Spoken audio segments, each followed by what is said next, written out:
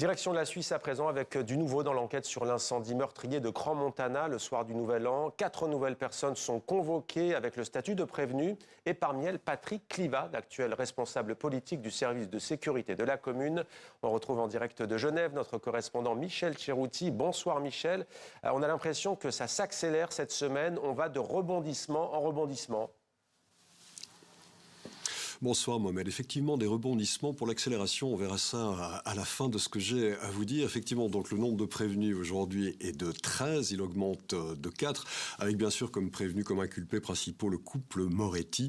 Un couple Moretti, on l'a appris il y a quelques jours, qui a également été inculpé en Italie, donc pour ce même incendie à Crans. Jacques Moretti devait être auditionné par le ministère public valaisan. Il ne l'a finalement pas été car il a produit un certificat médical.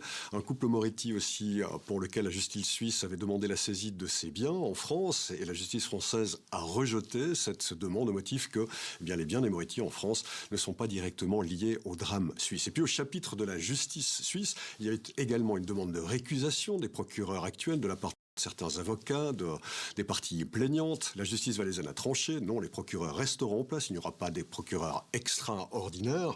Donc, une justice, ou plutôt des procureurs valaisannes qui ont donc continué leur travail, qui ont auditionné non pas Jacques Moretti, mais Nicolas Ferraud, le président de la commune de Crans-Montana. C'était en début de semaine, et puis il faut bien dire que, de la part en tout cas des avocats des familles plaignantes, on a plus eu l'impression à une stratégie d'évitement qu'à une véritable volonté de faire avancer l'enquête de la part de Nicolas Ferraud.